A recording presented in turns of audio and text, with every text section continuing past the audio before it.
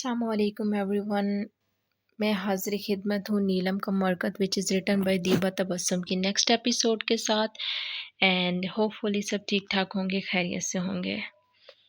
وہ کب کی روم میں کھڑی اس کا انتظار کر رہی تھی، پھر پریکٹس کرنے لگی.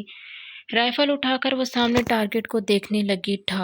تم پابند ہو، تم نے خود اپنے آپ کو پابند کیا ہے، ورنہ میں نے تو کہا تھا دفع ہو جاؤ، مت سوار ہو میرے سر پر.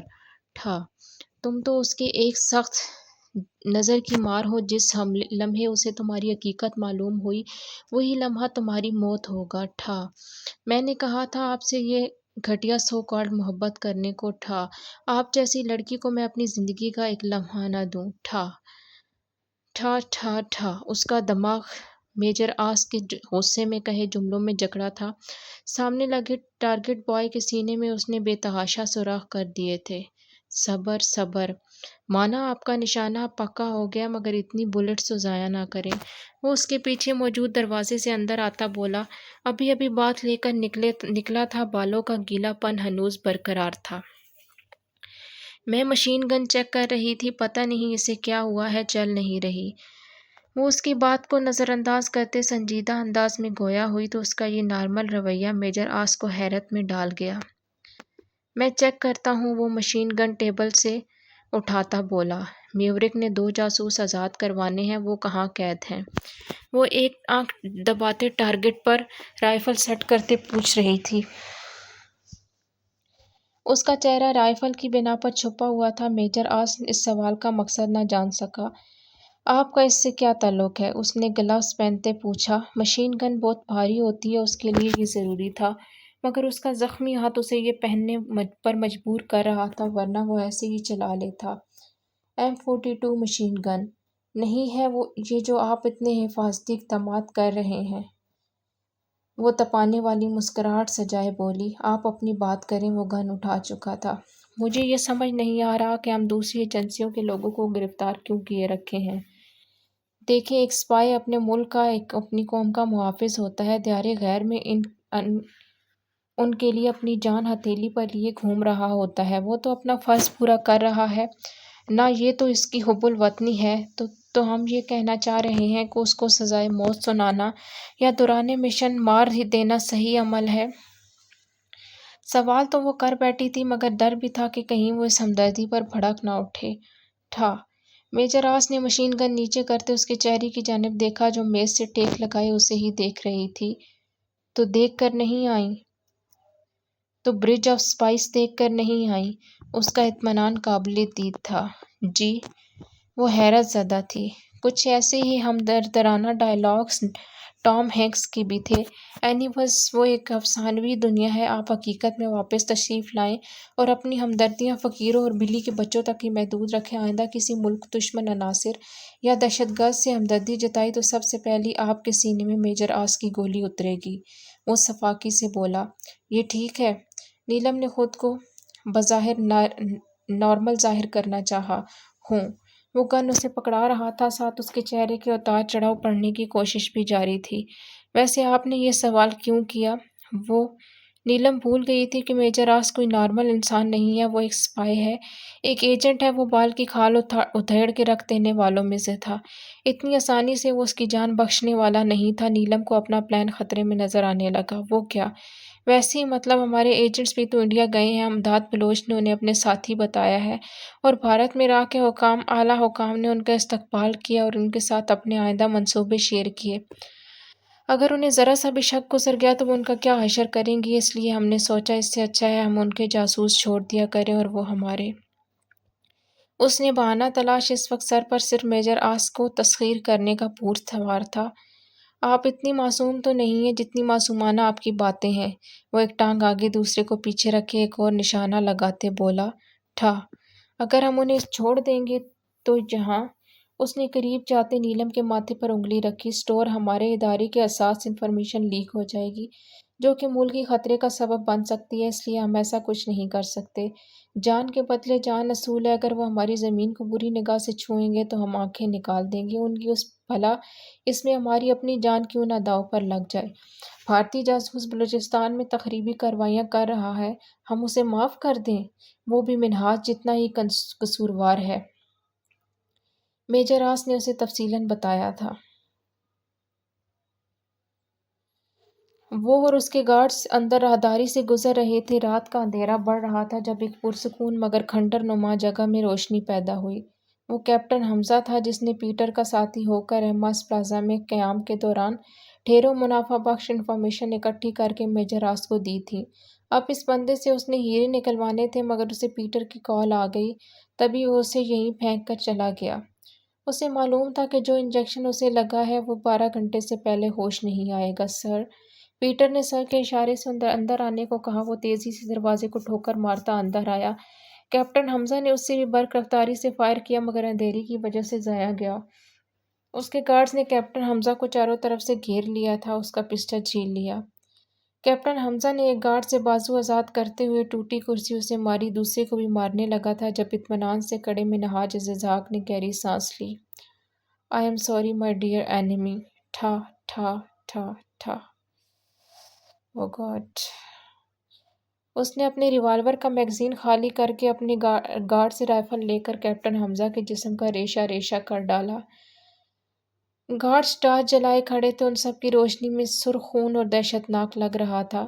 کیپٹن حمزہ کی شرٹ، اس کا چہرہ، اس کا پورا دھڑ رنگ چکا تھا۔ اس نے اتنی احتیاط کی تھی، کتنی بسیں بدل بدل کر چادر سے ڈھانپ کر خود کو آیا تھا مگر آج شہادت اس کے نصیب میں لکھی تھی۔ وہ زمین پر کسی ادھڑے ہوئے کپڑے کے گدے کی طرح پڑا تھا جب منہاج نے اس کے خون سے انگلیاں رنگتے سیمنٹ کے ٹھنڈے فرش پر بیٹھ کر کچھ فاصلے پر وہی الفاظ لکھے، ایماس۔ وہ جس آندھی طوفان کی طرح قیامت لے کر آئے تھے اپنا بندہ لے کر جا چکے تھے۔ دھپ دھپ کی آواز ان بوسیدہ پرانی عمارتوں کے سینوں سے ٹکرا رہی تھی۔ ان عمارتوں سے زیادہ وحشتناک وہ شخص تھا جس نے اتنی بے رحمی سے فاقے سے ایک وطن کے رکھوالے، حق کے راہی کو شہید کر دیا تھا۔ اس کی ماں اب ہر دستک میں اس کا انتظار کرے گی اور جب جب دروازہ کھولے گی اور سامنے خالی سڑک پائے گی تب تک اس کے دل سے، اس کے سینے سے آہ نکلے گی، ایک ہوک نکلے گی، اور صرف ایک ماں کی نہیں، ہزاروں آہیں لی تھی اس نے۔ اللہ تعالیٰ نے اس کی رسی دراز کر چھوڑی تھی۔ وہ خدا بن بیٹھا تھا۔ اس کا دل ہوتا تو ضرور اس ظلم پہ کپ کپا کر مر جاتا۔ کیپٹن حمزہ کی پاکٹ میں موجود وائرلیس مسلسل وائبریٹ کر رہا تھا۔ میجر آس ابھی لا علم تھا کہ یہ کوڈ ابھی زندگی بھر نہیں کوئی استعمال کر سکے گا۔ اے راہ حق کے شہیدو، وفا کی تصویرو، تمہیں وطن کی ہوائیں سلام کہتی ہیں۔ ٹھیک ہے پھر اے ایس پی بلال، آپ یہ اطلاع منہاج کو دے دیں۔ ٹائیگر نے فون بند کر دیا۔ پتہ نہیں یہ کیپٹن حمزہ کہاں رہ گیا ہے، مجھے پریشانی ہو رہی ہے۔ انس تم اس کی لوکیشن چیک کرو۔ وہ کوڈ پر کوئی رپلائی نہیں کر رہا۔ وہ صوفے پر بیٹھا لیپ ٹاپ کے ساتھ بہت سی ڈیوائس لگائے بیٹھے انس سے بولا، ہاں وہی دیکھ رہا ہوں، مل بھی گئی ہے اور لوکیشن بھی کچھ ڈھنگ کی نہیں ہے۔ انس نے کہا، چلو۔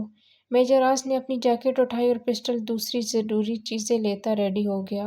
جبکہ نیلم اپنی پریکٹس میں لگی تھی، اسے کل سے پھر منہاج کا سامنا کرنا تھا۔ ٹائیگر، ہو سکتا ہے یہ منہاج کی کوئی چال ہو یا پیٹر نے کیپٹن حمزہ کو آپ کے خلاف استعمال کرنا چاہا ہو۔ انہیں پتہ چل گیا ہو کہ اسمگلنگ کے تمام گینگز کی انفارمیشن آپ نے دی ہے۔ وہ آپ کا سراغ لگانے کو کر رہے ہیں سب۔ نیلم نے اسے روکنا چاہا تو میجر آس نے جبڑے بھینچتے ایک کڑی نظر اس پر ڈالی اور پوری قوت سے گلاس ڈور بند کرتا چلا گیا۔ کیپٹن نیلم، جو خود زہریلے سانپ کے قریب چلی گئی تھی، جس نے بم کار میں سفر کیا تھا، آج وہ خوفزدہ تھی تو اس جانے والے شخص کے لیے جو اسے کبھی نہیں سمجھ سکتا تھا کیونکہ وہ اسے نہیں سمجھتی تھی۔ لوگ اپنے کیے کو کور کرتے ہیں اور اپنا نام چھوڑ جاتے ہیں۔ آج پورے 1 سال 3 ماہ بعد انہوں نے سیمنٹ کے فرش پر خون سے لکھے وہی حرف دیکھے تھے، ایماس۔ منہاج اسحاق صرف اپنی طاقت کا استعمال کرتا تھا، طاقت اور رویے کے نشے میں دھند اندھا۔ اسے نہیں معلوم تھا کہ برائی کے اس میدان میں جتنے پلرز کے ذریعے وہ کھڑا تھا، آہستہ آہستہ وہ سب گر رہے تھے۔ وہ اگر عقل کا استعمال کرتا تو ٹھہر جاتا اور دیکھتا یہاں کون آتا ہے، مگر نہیں، اس نے اپنا کام کیا اور اپنا نام چھوڑ دیا۔ اسے ان وقتی سہاروں پر بہت یقین تھا جو کل ISI نے ایک جھٹکے میں ڈھیر کر دیے تھے۔ وہ آدھے سے زیادہ کام کر چکے تھے، بس ایک چیز تھی، منہاج کا ریکارڈ، جس کی بھنک اس کے دائیں ہاتھ سے بائیں ہاتھ کو بھی نہیں لگتی تھی۔ میجر آس اور انس نے آگے بڑھ کر اس لاش کو دیکھا جس کی حالت دیکھنے لائق نہ تھی۔ کلیجہ منہ کو آ رہا تھا ان کے لیے، آنکھیں پتھر ہو گئی تھیں۔ کیپٹن حمزہ میجر آس نے اس کا گولیوں کے سوراخوں سے بھرا سر ہاتھ میں اٹھایا تو خون کی پلپلاہٹ سے پھل گیا۔ کیپٹن حمزہ، وہ چیخا، یار عجیب مخلوق ہے، تو کہہ رہا تھا شام کو آؤں گا، ہم چائے پر انتظار کر رہے تھے اور تم یہاں ہو۔ اٹھو یار اٹھو کیپٹن حمزہ اٹھو، انس چلا رہا تھا۔ ان کے دو ساتھی پہلے بھی شہید ہو چکے تھے، غم سب کا تھا مگر حمزہ۔ کیپٹن حمزہ کے ساتھ ایک طویل عرصے کام کرنا، اس جولی انسان کی باتیں سننا، ہنسنا، انہیں لگ رہا تھا وہ اس کے بغیر نہیں رہ سکیں گے۔ ان سے یہ لاش نہیں دیکھی جا رہی تھی۔ میجر آس اور انس رو رہے تھے، وہ بہت رو رہے تھے، وہ بے تحاشا رو رہے تھے۔ اتنی دردناک موت کیوں؟ اس نے مارنا تھا نا، مار دیتا، گولیاں سینے میں اتارتا، کم از کم آخری دفعہ اس کی ماں اس کے چہرے کو دیکھ تو سکتی، پہچان تو سکتی۔ کیپٹن حمزہ کی موت نے اس سب کو ایک بڑا دھچکا دیا تھا، عجیب سی سوگواری چھائی تھی۔ کیپٹن نیلم نے آج جانا تھا مگر اس کی ہمت نہیں ہو رہی تھی، وہ سب جنازے سے واپس آ چکے تھے مگر وہ اب تک تیار نہیں تھی۔ پھر میم بشرا نے اسے بہت سمجھایا تو وہ جانے کو تیار ہوئی۔ ایک دوسرے انسان کا ماسک اپنے اوپر چڑھانا کتنا مشکل ہے، یہ آج کیپٹن نیلم کو پتہ چلا تھا، جو آج حقیقت میں نہیں ہو، اس کی اداکاری کرنا کتنا مشکل ہے۔ وہ میجر آج سے بہت مختلف تھی، اس کے 100 چہرے تھے، وہ ایک کے اوپر دوسرا چڑھا نہیں سکتی تھی۔ منہاج شیشے کے سامنے کھڑا اپنے کوٹ کا واحد بٹن بند کر رہا تھا جب اس کے دوسرے سیل فون پر ایس پی بلال کا نمبر جگمگایا۔ سر وہ لڑکی مل گئی ہے، میں ایڈریس سینڈ کر رہا ہوں، یہاں پہنچ جائیں۔ ایس پی بلال نے اسے خوش کر دیا تھا، خوش تو وہ پہلے بھی بہت تھا، اب تو وہ حد سے زیادہ خوش تھا۔ وہ سیل فون کوٹ کی پاکٹ میں ڈالتا تیزی سے نیچے اترا۔ ایماس پلازا کی ایک ایک چیز اسے خوش آمدید کہتی محسوس ہو رہی تھی۔ وہ ایس پی بلال کی بتائی گئی لوکیشن پر پہنچ گیا تھا اور پیٹر اور اس کے 4 گارڈ ساتھ تھے۔ یہ ایک سیمینار تھا جس میں لگی ایک سٹال پر وہ ابروڈ اسٹیڈیم کے پروسپیکٹس دے رہی تھی۔ جانے والا ہر شخص اس کے اسٹیک پر رک کر وہ لے لیتا تھا، کچھ اسے ترہم بھری نظروں سے دیکھ رہے تھے تو کچھ اس کے حسن کو سراہ رہے تھے۔ مڑ کر اس شاہکار مجسمے کو دیکھتے جو کسی ماہر سنگ تراش کے ہاتھوں کا جادو محسوس ہوتا تھا۔ اسے دیکھ کر چند ثانیے کو ایماس کی سانسیں رک گئیں۔ پتہ نہیں اس میں ایسی کیا کشش تھی، کیسا مقناطیسی سلسلہ تھا کہ وہ سامنے آتی تو وہ بے بس پتلا بن جاتا، دل ایک دم چاہتا کہ عام لوگوں میں شمار ہو جائے، ایک الگ دنیا بسا لے۔ وہ اسٹال پر رکا اور انگلیاں لکڑی کی سطح پر بچھے سفید کپڑے سلکی کپڑے پر بجائیں۔ اس نے پراسپیکٹس آگے بڑھایا، جسے تھامنے کے چکر میں وہ اس کے ہاتھ پر اپنا ہاتھ رکھتا، اپنے مخصوص گمبھیر اور جان لیوا انداز میں گویا ہوا، ہیلو ملکہ۔ کیپٹن حمزہ کے حادثے کے بعد اسے اس شخص سے دنیا میں سب سے زیادہ نفرت محسوس ہو رہی تھی۔ تم؟ اس نے خوفزدہ پتھرائی نظروں سے آس پاس دیکھا۔ کاش تم مجھے دیکھ سکتی کہ آج میں تمہیں دیکھ کر کتنا خوش ہوں، وہ سرگوشیوں میں بول رہا تھا۔ نیلم نے اپنا ہاتھ کھینچا، پراسپیکٹس زمین میز پر گر گیا۔ پلیز ایک بات، میری بات سن لو پلیز ملکہ۔ اسے خوفزدہ دیکھ کر وہ لجاجت بھرے انداز میں بولا۔ انس نے بھی ایک اٹینڈر کی طرح وہاں موجود تھا، گاہے بگاہے نیلم کے پاس کھڑے منہاج کو بھی دیکھ لیتا۔ کیا چاہتے ہو تم ہم سے؟ وہ پلان کے مطابق فوراً رونے لگی۔ صرف کچھ وقت، چلو نہیں تو میرے گارڈ یہاں فائرنگ شروع کر دیں گے، تم مجھے جانتی نہیں ہو۔ اسے ہلتے نہ دیکھ کے وہ دھمکیوں پر اتر آیا۔ نہیں ایسا نہیں کرنا، ہم چلتے ہیں۔ وہ گھبراہٹ میں اٹک اٹک کر بول رہی تھی۔ منہاج کے چہرے پہ فاتحانہ مسکراہٹ ابھری۔ وہ میز کو ٹٹولتی دوسری میز تک گئی، وہاں پر موجود لڑکی سے کچھ کہا اور واپس آ گئی۔ اگلی لمحے منہاج کی پراڈو دھول اڑاتی ایگزیبیشن کی پارکنگ سے باہر نکل گئی۔ کیا بات کرنی ہے تم نے ہم سے؟ ایماس پلازا کے ڈرائنگ روم میں بیٹھ کر وہ انگلیاں چٹکھاتے بولی، جبکہ اس کے سامنے والے 3 سیٹڈ صوفے پر ٹانگ جمائے، ایک ہاتھ صوفے کی پشت پر پھیلائے دوسرے ہاتھ سے سگار سلگاتا اسے دیکھ رہا تھا۔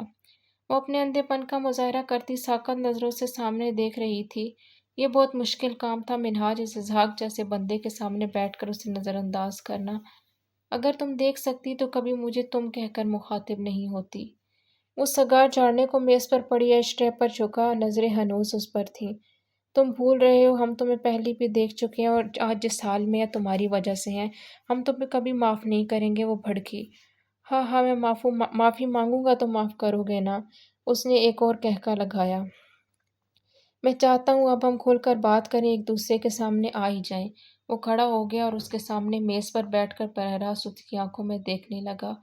اگر تمہیں کسی نے مجھے ٹریپ کرنے کو بھیجا ہے تو بتا دو مجھے، کائنات کی قسم کچھ نہیں کہوں گا۔ تمہیں یہ ہاتھ ٹوٹ جائے اگر تمہارا بال بھی چھڑا میں نے۔ وہ ٹھہر ٹھہر کر گویا تھا مان رکا۔ ان کی گفتگو سنتے کافی کے گھونٹ پر تھا میجر آس بھی رک چکا۔ اور اگر تم نے آج جھوٹ بولا تو جس دن مجھے تمہاری حقیقت معلوم ہوئی، قسم ہے کائنات کی تمہارا خون بہائے بغیر تمہیں نہیں بخشوں گا۔ دھوکہ دینے والوں کا خون بہانا قرض ہے مجھ پر، اور منہاج اسحاق قرض نہیں رکھتا نیلم ابرار۔ اس کے لہجے میں چٹانوں کی سی سختی در آئی تھی۔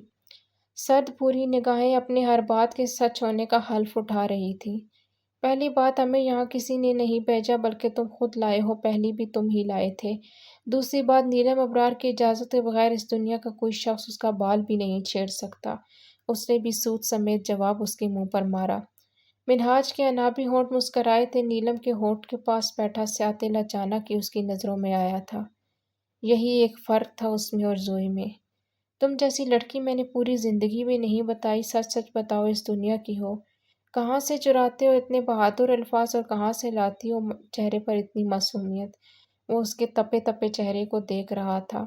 فضول بولتے ہو تم، بہت فضول، وہ پھنکاری۔ تم اعتراف کر چکے ہو کہ تم ہو وہی حقیقت، تو میں اعتراف کرنا چاہتا ہوں کہ میں تمہیں ہر وقت، ہر لمحہ اپنے سامنے رکھنا چاہتا ہوں، اپنے پاس۔ وہ میز پر بیٹھا آگے کو جھکا، دونوں ہاتھوں کو ایک دوسرے میں پیوست کیے اسے دیکھ رہا تھا۔ اور ہم تم سے دور جانا چاہتے ہیں، بہت دور، وہ ناگواری سے بولی۔ پھر تم اپنے مقصد میں کیسے کامیاب ہوگی ملکہ؟ اس نے نیلم کو پھر سلگایا۔ تم ہمیں اپنے پاس بھی رکھنا چاہتے ہو، شک بھی کرتے ہو، کیا گیم کھیل رہے ہو؟ وہ تلخی سے پوچھ رہی تھی۔ منہاج سیدھا ہو بیٹھا، گہرا سانس لیا اور اس کا ہاتھ کھینچ کر اپنی چوڑی ہتھیلی میں قید کر لیا۔ نیلم اس لمحے کے لیے تیار نہ تھی، حیرت سے منہ کھل گیا۔ دیکھو ملکہ،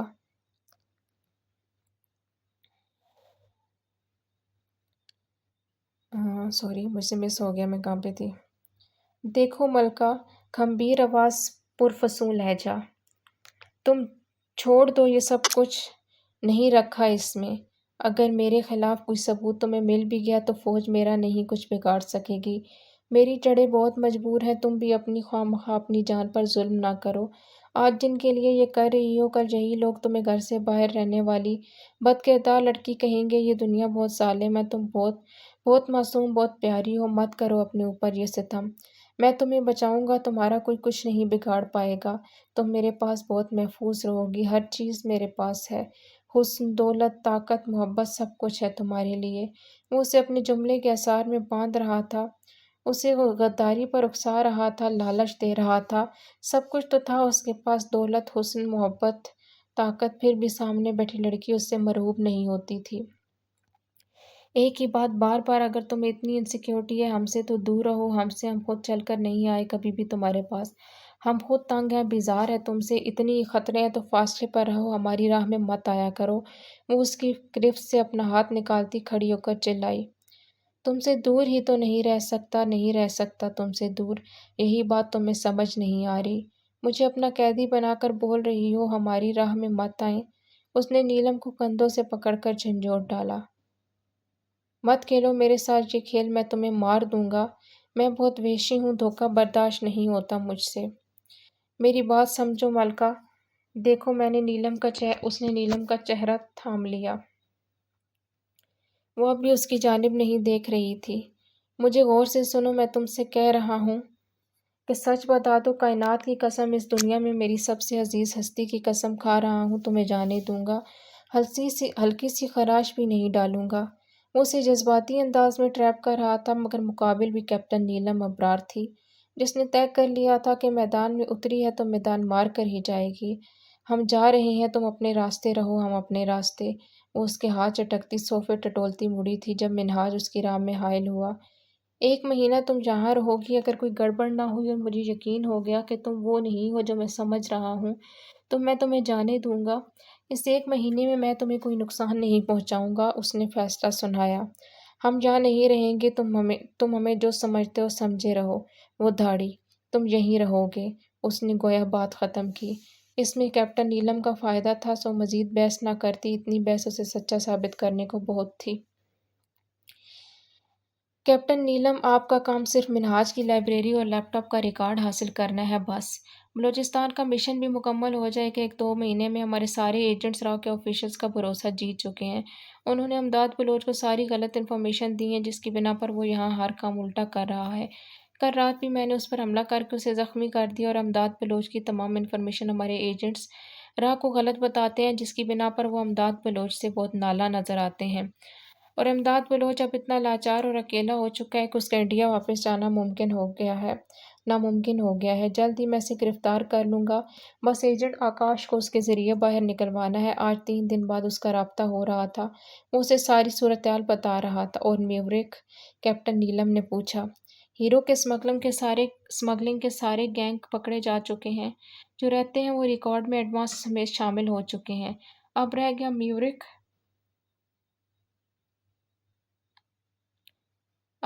میوریک تو اس لیے گرفتار نہیں کر رہے کہ اس کا اصل پلان پتہ لگ سکے اور پیٹر کو منہاج کے ساتھ ہی پکڑیں، اس نے بتایا۔ آپ سب نے تو اپنے اپنے حصے کا کام ختم کر لیا۔ اس کے لہجے میں مایوسی تھی۔ صرف وہی تھی جس پر ان کے مشن کی آخری کڑی لگی، جہاں آ کر چین بند ہونی تھی، اور وہی اب تک سست تھی۔ مگر یہ بھی حقیقت تھی کہ سب سے بڑے، سب سے خطرناک دشمن سے سب سے نازک کارکن کا سامنا ہوا تھا۔ آپ نے بلیک اسٹار کی لائبریری تک رسائی حاصل کرنی ہے، اس کا لائبریری کا ڈیٹا چاہیے سارا، اس کے لیپ ٹاپ اور پرسنل سیل فون کا بھی، اور یہ کام صرف آپ کر سکتی ہیں کیپٹن نیلم، اس نے سمجھایا۔ ہمیں وہ ڈیٹا ہر حال میں چاہیے، آپ کا بس یہی کام ہے۔ میوریک کے لیے میں کسی نئے بندے کو استعمال کرتا ہوں، اس کو آپ چھوڑ دیں، بس منہاج کی لائبریری تک پہنچ جائیں۔ ڈیٹا تو ہم حاصل کر ہی لیں گے میجر آس، مگر اس ڈیٹا کو ہم سے حاصل کرنے کے لیے آپ کو ایڑیاں رگڑنی پڑیں گی۔ اپنی محبت کے، اپنے جذبوں کی توہین تو ہم نہیں بھولیں گے۔ اس کے دماغ میں ایک بار پھر میجر آس کے الفاظ گھومنے لگے۔ اس کا نفرت و حقارت سے پر چہرے نے آج پھر نیلم کو تکلیف میں مبتلا کر دیا۔ ہیلو آکاش، میں لکی، مجھے تم سے ملنا ہے۔ ایجنٹ آکاش اٹھا اور اپنے روم کا دروازہ کھول کر آس پاس دیکھنے لگا، پھر واپس آیا۔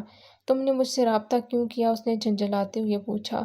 تمہیں منع بھی کیا تھا، تم اپنے مشن پر ہو اور میں اپنے پر، پھر بھی وہ غصہ ہو رہا تھا۔ یار میری بات سن لو، امداد بلوچ نے پھولی سانسوں کے مابین کہتے ہوئے درخواست کی۔ جلدی بولو، اس نے احسان کیا۔ مجھے انڈیا واپس جانا ہے، وہ بہت مشکلوں سے بول رہا تھا۔ تو میں کیا کروں؟ میری مدد کرو، میرے سارے بندے بھارت جا چکے ہیں، میری رہائش گاہ پر حملہ ہو گیا، میں بہت زخمی حالت میں ایک ویرانی جگہ پر پڑا ہوں، پانی کو ترس رہا ہوں۔ ناراض بلوچ تنظیمیں فوج گرفتار کر چکی ہے، راہ کہہ رہی ہے کہ میرے بھیجے بندے ایک ایک کر کے غائب ہو چکے ہیں، اور بھیجی گئی کوئی انفارمیشن ان بندوں نے ہیڈ کوارٹر تک نہیں پہنچائی، بلکہ چند اعلیٰ حکام کی میزیں صاف کر چکے ہیں۔ ہمارے ادارے کی چند حساس انفارمیشن رکھنے والی فائلز گم ہو چکی ہیں، غائب کر دی گئی ہیں۔ میری غلطی کی سزا مجھ سے ہر قسم کا رابطہ قطع کر دیا ہے، تم ہی میرے یہاں سے نکلنے میں مدد کرو۔ شاکر بھی غائب ہو چکا تھا، مجھے لگتا ہے وہ ISI کے ہاتھ چڑھ چکا ہے۔ اس نے ٹھہر کر لمبے لمبے سانس لے کر بات مکمل کی۔ اگر یہ سب ہوا ہے تو تم نے مجھ سے رابطہ کر کے مجھے بھی خطرے میں ڈال دیا ہے۔ میں کل آتا ہوں، پھر مل کر ہیڈ کوارٹر سے مدد مانگتے ہیں۔ ایجنٹ آکاش نے اسے تسلی دی۔ سر ایجنٹ آکاش کا اور امداد بلوچ کا، جو خود کو لکی کہہ رہا تھا، رابطہ ہو چکا ہے۔ کل ملنے کا کہہ رہا پلان ہے۔ میجر آس کے منصوبے کے تحت وہ لوگ آپس میں رابطہ کرنے والے تھے، اور انہوں نے کر بھی لیا تھا۔ میجر آس کو کامیابی صاف نظر آ رہی تھی۔ سردی پڑ چکی تھی، نیا سال چڑھ چکا تھا۔ منہاج نے اس کا سامان ہاسٹل سے منگوا لیا تھا۔ وہ ابھی شال لپیٹے ایماس پلازا کے لان میں تپش آتش دان کے آگے بیٹھی تھی۔ آتش دان اسے ایک گارڈ نے جلا کر دیا تھا، آگ کی تپش اس کے چہرے پر پڑ رہی تھی۔ رات کے اندھیرے میں آتش کی نارنجی شعاعیں اس کے چہرے کی حسن میں اضافہ کر رہی تھیں۔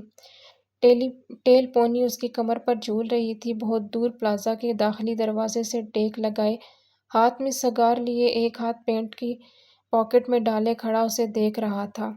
وہ آگے چلتا ہوا آگے بڑھنے لگا اور دوسرے پتھر پر بیٹھ گیا۔ نیلم اس کی موجودگی محسوس کرتی کڑ کر رہ گئی۔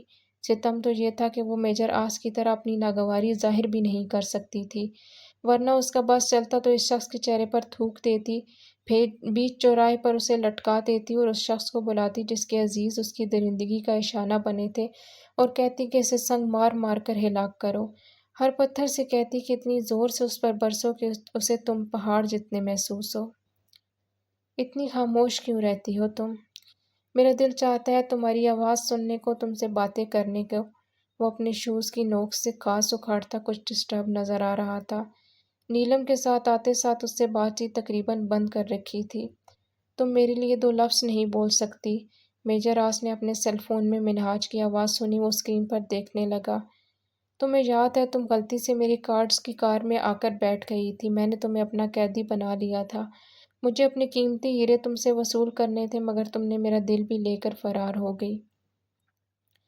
میں ایک نقصان کی بھرپائی نہیں کروا پایا تھا کہ تم میرا سب سے قیمتی نقصان کر گئی۔ وہ اب بھی کھوئے ہوئے لہجے میں بول رہا تھا۔ ہم نے کبھی تمہارا نقصان نہیں کیا، نقصان تو تم نے ہمارا کیا ہے ہمیشہ۔ ہم سے ہماری آنکھیں چھین لی تم نے، سارے اندھیرے اور ویرانیاں سونپ دیں۔ وہ نم لہجے میں بولی۔ کل ہم ایک آئی اسپیشلسٹ کے پاس جا رہے ہیں، منہاج نے کہا۔ کیوں؟ وہ جذبز ہوئی۔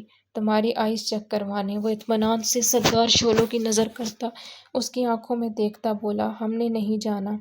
وہ نفی میں سر ہلانے لگی۔ تمہیں تمہاری آنکھوں کی خوبصورتی، ان کا حسن ویسے ہی واپس دلانا چاہتا ہوں۔ اب اٹھو، سردی بڑھ رہی ہے۔ اس نے نیلم کو بازو سے پکڑ کر کھڑا کیا تو اس نے غصے سے اپنا بازو چھڑایا۔ منہاج نے چھوڑ کر دونوں ہاتھ اوپر اٹھائے۔ سوری۔ وہ اس کی بات سننے کو رکی نہیں، ہاتھ اٹھا کر راستے کا اندازہ کرتی چلنے لگی۔ منہاج بھی اس کے ساتھ چلنے لگا۔ جب وہ اپنے روم میں پہنچ گئی تو وہ واپس چلا گیا۔ پیٹر، کسی آئی اسپیشلسٹ سے اپائنٹمنٹ لو۔ اس نے کمرے میں آتے پیٹر کو طلب کیا۔ پیٹر کھڑا تھا اور وہ کوٹ اتار کر جہازی سائز بیڈ پر پھینکتا بول رہا تھا۔ واچ، کف لنک سب نکالنے لگے۔ بٹ کیوں سر؟ پیٹر حیران ہوا۔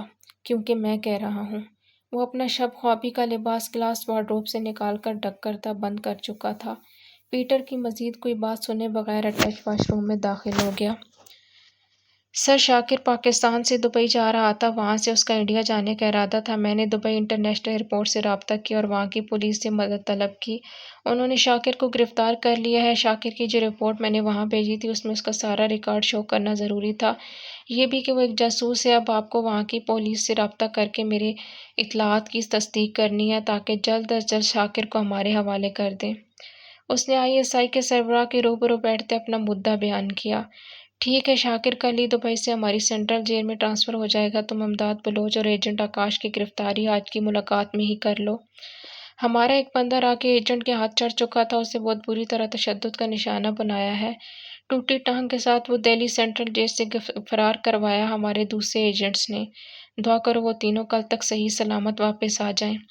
وہ ٹھنڈی سانس بھرتے ہوئے بولے۔ انشاءاللہ سر، اجازت دیں میں چلتا ہوں۔ میجر آس کھڑا ہو گیا، وہ بھی مسافے کے لیے کھڑے ہوئے۔ ٹائیگر، اس لڑکی کا خیال رکھنا۔ منہاج کو شک بھی گزرا تو وہ اس کے ساتھ جانے کیا سلوک کرے۔ وہ اپنا سیل فون اور کار کی چابیاں میز سے اٹھا رہا تھا جب وہ بولے۔ اس نے ہاں میں سر ہلایا۔ میورک کے لیپ ٹاپ ڈیٹا کو ڈیکوڈ کرنے، پاسورڈ کریک کرنے، اسکرپٹ کے تھرو ہیک کرنے میں اسے کافی دن لگے تھے۔ یہ کام وہ ایماز پلازا میں رات کے وقت واش روم میں گھس کر رہی ہوتی تھی تو میجر آس لوگوں کے پاس اپنے کمرے میں بند ہو کر اتنا قیمتی اور حساس ڈیٹا تھا، اس نے بہت مشکل سے اسے ڈیکوڈ کیا تھا۔ اس کی کوڈنگ کرنے والے شخص کی صلاحیت کو تسلیم نہ کرنا اس کے ساتھ سراسر ظلم ہوگا۔ اس ڈیٹا میں وہ سارا منصوبہ موجود تھا جس کے تحت اس نے اپنے دو ساتھی لاہور سینٹرل جیل سے آزاد کروانے تھے۔ وہ اس کا پورا پلان پڑھ چکی تھی۔ وہ باقاعدہ ایک سرنگ بنا رہے تھے ان کو نکالنے کے لیے، جس کے مکمل ہونے میں ہفتہ رہ گیا تھا۔ میورک کی اور بھی بہت حساس اور قیمتی انفارمیشن اس میں موجود تھی جس نے نیلم کی ٹانگیں کپ کپانے پر مجبور کر دیں۔ سردی سے اس کا جسم اکڑ رہا تھا، ٹائل سے سجا فرش یخ ٹھنڈا ہو رہا تھا۔ میجر آج سمجھتے ہیں کہ ہم کچھ نہیں کر سکتے، اب دیکھیں گے ہم نے کیا کیا کر ڈالا ہے۔ وہ ان فائلز کو اپنی میموری اسٹک میں اسٹور کر رہی تھی۔ خوشی اس کے چہرے کو گلنار کیے دے رہی تھی۔ اس نے اپنا کام مکمل کیا۔ رات کے 2:30 بج چکے تھے۔ 3-4 دن میں اس کی طرف سے کوئی گڑبڑ نہ پا کر وہ سب کچھ مطمئن تھے۔ جب چوتھے دن اس نے ایماز پلازا کو ریکارڈر اور کیمروں سے سجا ڈالا۔ کیپٹن نیلم ان سب کو اتار دے، اماز کو پہلے ہی شک ہے آپ پر، اس سے مصیبت میں نہ پھنس جائیں۔ وہ کوریڈور میں لگی ایک پینٹنگ میں اسپائی کیمرہ اٹیچ کر رہی تھی جبکہ اس کے ایئر پیس میں میجر آس کی آواز ابھری، اوکے۔ بغیر کسی بحث کے اس نے تمام لگائے گئے کیمرے اتار دیے اور میجر آس سے رابطہ بھی منقطع کر دیا۔ اب اسے اپنے پلان کا ایک خاص حصہ مکمل کرنا تھا۔ اس نے میوریک کے کمرے میں جھانکا، وہ آج کلب گیا تھا تو اس کا کمرہ کیپٹن نیلم کو خالی ملا۔ اسے پہلے ہی پتہ تھا کہ روم فری ہے۔ اندر داخل ہو کر اس نے آڈیو لسننگ بگ ڈیوائس ایک بیڈ کے ڈرا کے شیشے پر پڑے شو پیس میں چھپا دی تو دوسری صوفوں کے درمیان ایک الماری کے پاس۔ کمرہ بہت بڑا تھا اس لیے 3 ڈیوائس استعمال کرنی پڑی۔ اسپائی کیمرہ بھی اس نے لگا دیا تھا اور اب اپنے کمرے کی جانب جا رہی تھی جب اچانک ایک گارڈ دکھائی دیا۔ نیلم ایک پلر کی اوٹ میں ہو گئی، وہ چوکنا ہوا مڑا اور پلرز کے قریب آیا۔ اس نے نیلم کو دیکھا تو نیلم نے ایک مکہ اس کی آنکھ پر اتنی زور سے مارا کہ وہ بلبلا کر گر پڑا۔ اس سے کہ پہلے کہ اس کے منہ سے کوئی آواز نکلتی، نیلم نے اس کی گردن اور سینے کے درمیان پریشر پوائنٹ کو دبایا۔ آیا بڑا ہماری چاکری کرنے۔ ٹائیگر نے ٹرین کیا ہے ہمیں، اتنی آسانی سے تمہارے ہاتھ نہیں آئیں گے۔ وہ اس کے بے ہوش وجود سے مخاطب تھی۔ میں نے کبھی کسی کی جان نہیں لی، لیکن جو کسی اور کی جان لے، کسی نہ کسی نے تو پھر اس کی جان لینی ہے نا۔ دیکھو تمہیں ہم چھوڑ دیں گے تو فوج پکڑ لے گی، جیل میں ڈالے گی، پھر سزائے موت ہوگی۔ آخر کو اس درندے کے کہنے پر تم نے تو بہت سے لوگوں کو مارا ہوگا۔ نیلم اس کے پاس پنجوں کے بل بیٹھی تھی۔ اس نے ماسک پہن رکھا تھا، بلیک پینٹ اور بلیک سی ٹی شرٹ تاکہ دیکھنے والا اسے لڑکا سمجھے۔ سوری، میں کوئی رسک نہیں لے سکتی۔ اس نے انجیکشن بھرنا شروع کیا، اس کی سرنج کی جانب دیکھا اور گارڈ کے بازو میں لگائی، پھر اسے اپنے روم میں گھسیٹ لائی اور بالکنی کے پاس رک گئی۔ تم لوگوں نے ہزاروں لاکھوں لوگوں کے برباد کیا، ہمارے وطن کے خلاف دوسرے ملکوں میں افواہیں پھیلائی ہیں، ہمارے محافظوں پر ظلم اٹھائے ہیں۔ قاتل ہو تم لوگ ہزاروں، کیپٹن حمزہ کے لاکھوں ننھی معصوم بے گناہ جانوں کے۔ وہ نفرت سے بول رہی تھی۔ نیچے کھڑے ایک گارڈ کی نظر نیلم کے کمرے کی بالکنی میں کھڑے ایک گارڈ پر پڑی جو کبھی دائیں جانب لڑکتا کبھی بائیں جانب، اور یکدم اسے دھکا دیا اور وہ اونچائی سے زمین پر گرا۔ بدحواس بکھرے بالوں والی نیلم اب گارڈ کو نظر آئی تھی۔ اگلی لمحے احمد پلازا میں بھگدڑ مچ گئی۔ نیلم بھی چیخ رہی تھی۔ چینج وہ پہلے ہی کر چکی تھی، اب پرشکن لباس میں موجود تھی، دونوں ٹانگیں جوڑے، ان کے گرد ہاتھ باندھے، اس میں سر دیے وہ بلک بلک کر رو رہی تھی۔ پورے کمرے کا حلیہ بگڑا ہوا تھا۔ منہاج اسحاق جب اس کے کمرے میں پہنچا تو ویل فرنشڈ خوبصورت ڈیکوریٹڈ روم کا یہ حشر دیکھ کر وہ دنگ رہ گیا۔ اس نے نیلم کو گٹھڑی بنے دیکھا، سلیپنگ گاؤن میں، ننگے پیر منتشر، پورے بالوں اور نیند کے نشے میں ڈولتی آنکھوں سمیت وہ اس کی جانب بڑھا۔ ملکہ رو کیوں رہی ہو؟ ملکہ، اس نے نیلم کے کاندھے پر ہاتھ رکھا تو وہ کرنٹ کھا کر ہتھیلیاں قالین پر جماتی پیچھے ہوئی، ہراساں نظروں سے اسے دیکھنے لگی۔ جاؤ یہاں سے، پاس مت آنا میرے، جاؤ۔ وہ ہذیانی انداز میں چیخ رہی تھی، اپنے بالوں میں انگلیاں پھیر کر پھنسا کر رونے لگی۔ وہ اٹھا، بالکنی سے نیچے جھانکا، پھر پیچھے کھڑے گارڈز کی فوج کو خونخوار نظروں سے دیکھا۔ کون آیا تھا یہاں؟ مرے ہوئے تھے تم سب۔ اس کی ہمت کیسے ہوئی اندر آنے کی؟ وہ ان سب کے جھکے سر دیکھ کر چلا رہا تھا۔ اس نے ایک گارڈ کے ہاتھ سے رائفل چھینی۔ یہ کھلونا ہے، دیکھنے کے لیے دیا ہے تم لوگوں کو۔ اس نے رائفل غصے سے اس کے سر پر ماری۔ وہ پیچھے کی جانب ہوا۔ دفع ہو جاؤ تم سب یہاں سے، اور تمہیں میں بعد میں دیکھتا ہوں۔ وہ پیٹر کو کھا جانے والی نظروں سے دیکھتا بولا جو ابھی اندر داخل ہوا تھا۔ سب چلے گئے، کمرہ خالی ہو گیا تو وہ اس کے پاس آیا اور دونوں بازوؤں سے پکڑ کر بیڈ پر بٹھایا۔ وہ ہچکیوں سے رو رہی تھی۔ ملکہ ریلیکس، میں ہوں یہاں، اب کوئی نہیں آئے گا۔ اس نے نیلم کو پانی کا گلاس تھمایا تو وہ گھٹا گھٹ پی گئی۔ اس وقت میجر آس ہوتا تو اس کی اداکاری دیکھ کر اش اش کر اٹھا۔ وہ کمفرٹر لے کر لیٹ گئی۔ منہاج ایک کرسی کھینچ کر اس کے بیڈ کے ساتھ فاصلے پر بیٹھ گیا۔ نیلم کی حالت اسے کہیں سے اداکاری نہیں لگ رہی تھی۔ وہ سو چکی تھی۔ منہاج کرسی کی پشت سے ٹیک لگائے چھت کا انٹیریئر دیکھ رہا تھا، مگر سوچیں کہیں دور الجھی تھیں۔ پوری آنکھوں میں نیند کا خمار تھا۔ اس نے پرسکون انداز میں لیٹی نیلم کو دیکھا جو اس کی جانب پشت کیے ہوئے تھی۔ اس کے بال اور بایاں کان اسے نظر آ رہے تھے، کان میں ننھی سی بالی پڑی تھی۔ وہ کرسی گھسیٹ کر آگے ہوا، اس کے چھوٹے سے کان میں موجود چمکتی بالی کو ہلکے سے اپنی انگلی کی پوروں سے چھوا۔ وَكُلْ دِقَّتِي قَلَبْ فِي نِيلِكَ قَصِیدَہ، میرے لیے کہ ہر دھڑکن تمہارے لیے غزل لکھتی ہے۔ اس آواز نے آنکھیں موندے لیٹی نیلم کے پورے جسم میں برقی سی پیدا کر دی۔ پتہ نہیں ان الفاظ سے وہ کیوں گھبرا جاتی تھی۔ اس نے بیڈ کی چادر کو مضبوطی سے اپنی مٹھی میں بھینچ لیا۔ وہ ہاتھ بھی ہٹا چکا تھا، لائٹ آف کر کے جا بھی چکا تھا، مگر اس کی آواز جہاں رہ گئی تھی۔ نیلم نے کمرے کے اندھیرے کو ایک نظر دیکھا اور اٹھ کر بیٹھ گئی۔ ایک گلاس پانی بھر کر پیا، پسینہ پونچھا، دل کی گھبراہٹ کم نہ ہوئی۔ اس نے اپنا وائرلیس اٹھایا اور ہونٹ کمبل کے اندر کر کے آنکھیں بند کیں۔ ہونٹوں کے قریب وائرلیس لے جا کر اس نے میجر آس کو رنگ دی، مگر دوسری جانب سے کوئی جواب نہ آیا۔ ایک بار پھر ٹرائی کیا، مگر بے سود۔ ہمیں جب جب آپ کی ضرورت پڑی ہے تب تب آپ نے ہماری آواز نہیں دھیان سے سنی۔ آپ کو ہم نے آج رات بہت یاد کیا میجر آس۔ وہ بیڈ گراؤنڈ سے ٹیک لگا کر بیٹھ گئی۔ کسی غیر کے گھر غیر بستر پر اسے نیند کہاں آنی تھی۔ وہ میجر آس اور انس کے ساتھ رہی تھی، سکون سے سوتی تھی، مگر یہاں اس کی نیندیں جاگ جاگ کر کٹتی تھیں۔ وہ بس اسی ڈش کو کھاتی جس سے منہاج لقمہ لے چکا ہوتا۔ اس کی نیند، اس کی بھوک کتنے دنوں سے پوری طرح نہیں ہوئی تھی۔ دل بھرا ہوا تھا۔ پوری رات پر وہ اپنے گھر کو، اپنی آپی کو، اپنے بابا کو، دادو کی ڈانٹ کو، میجر آس کی بیگانگی کو یاد کرتی رہی۔ بھوک سے پیٹ میں بل پڑ رہے تھے۔ چونکہ منہاج دن کا کھانا نہیں کھاتا تھا اور رات میں میٹنگ سے کھا کر آیا تھا تو اس نے بھی نہیں کھایا تھا۔ کیا بھروسہ زہر ڈال کر دے دیتے یا بے ہوش کرنے کا کچھ ڈال دیتے۔ اس نے بس پانی پی پی کر رات گزاری تھی۔